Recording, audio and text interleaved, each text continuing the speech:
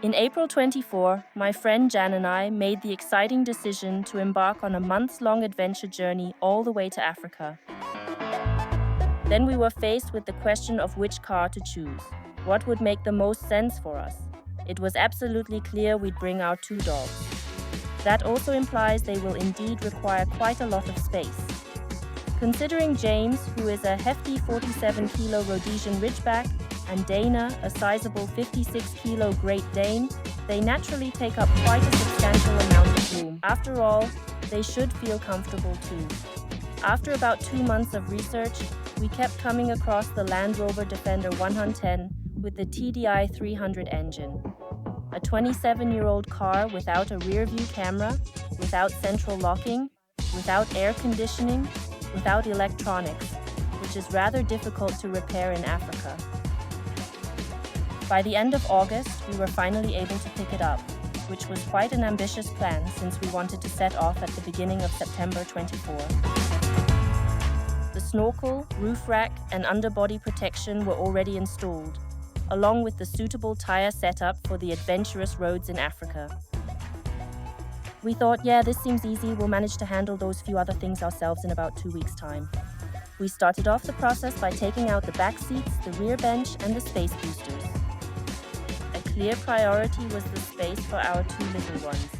After all, they should feel comfortable and enjoy being with us. To achieve this, we have mounted steel plates using several steel angles.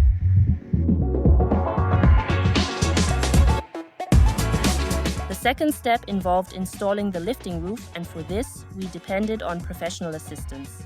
That was fully completed within just 1 day.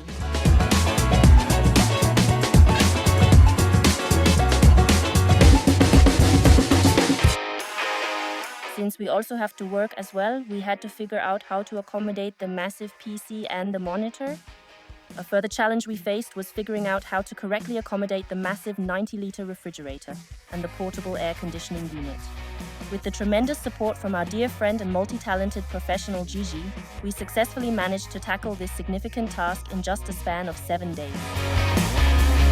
On the outside of the car, we expertly crafted custom brackets, welding and painting them a sleek black. For the air conditioner, we crafted a custom welded table featuring corners to prevent any movement, and it's securely fastened with a durable tension belt. Additionally, we've got a dedicated space created under the table for storing our useful air compressor and the essential car fluids. Oil, coolant, filters, etc. For the dry food supplies like pasta, rice and spices, it will be like that. Let's use the area under the dogs. Next to it, the camping table and the 2 chairs find their place. At the back door, we've got our swivel grill neatly stored. The rods for it are located in the tubes outside the vehicle. In the suitcase, you'll find all of our cooking utensils, which include the gas stove, dishware, and our coffee maker. We have a 20-liter water container with a filtration system, allowing us to generate drinking water anywhere. The big fridge was securely fastened with robust brackets and 2 stable tension straps. We've also added extra storage space underneath it. The PC was also equipped with its own custom-designed table with steel corners and is securely held in place with 2 tension straps. The space underneath the PC is effectively utilized to house our convenient mobile printer.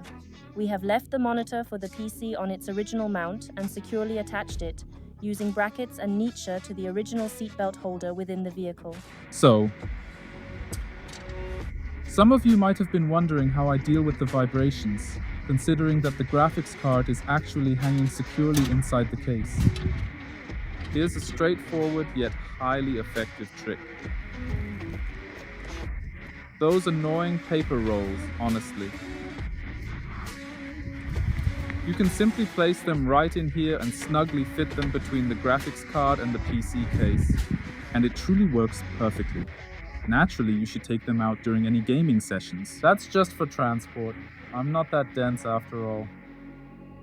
As the most strategically advantageous location for all our additional electronics, we've firmly secured the battery underneath the screen by using a sturdy strap.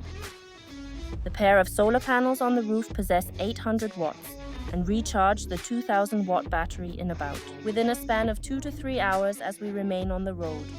That period of charging is more than adequate for us to power up. Two laptop Starlink, the refrigerator, our mobile phones, the camera, the LED lighting systems, and also the air conditioning unit.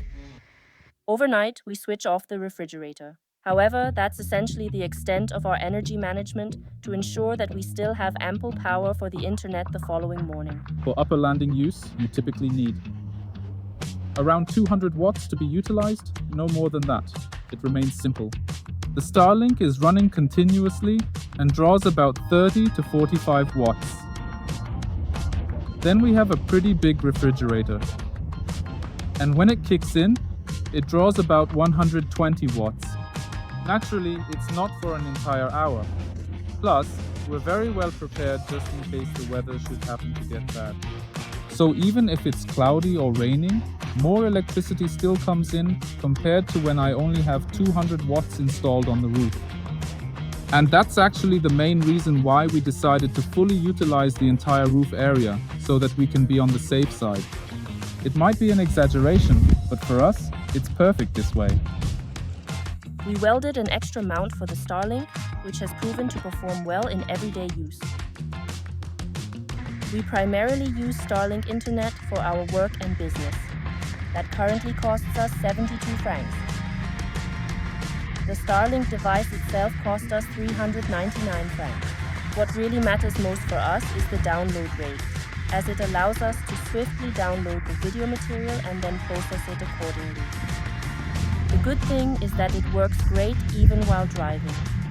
At first, we had the Starlink device mounted at the back of the car. By now, we have it very securely mounted right at the front of the car for safety reasons, which allows us to always keep a vigilant eye on it, making sure that it can't be stolen as easily. And due to the conditions of the bumpy roads, we are quite hopeful that it will eventually improve. All in all, we have reorganized and rearranged our vehicle easily about 30 times by this point. Every day there was something to optimize again. But with the effort, we truly felt we created more space for ourselves. Therefore, it's really worth taking these considerations into account and engaging in cleanup activities. Naturally, traveling with the Defender also incurred some costs as well. For the Defender itself, we paid 39,000 francs. Then there's the pop-up roof at 4,500 plus the professional installation. The 4 diesel canisters cost 140 francs, plus the small brackets on the homemade frame. The compressor fridge cost us 450 francs.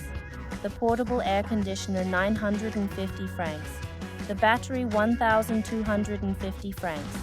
The 2 solar panels 400 francs. The Garmin navigation device 500 francs. And the water canister with filter set 300 francs. It's no surprise that we went to great lengths trying to do as much as we possibly could ourselves. Overall, we've managed to get ourselves a very cool car that hasn't let us down at all, except for a minor issue with some water damage.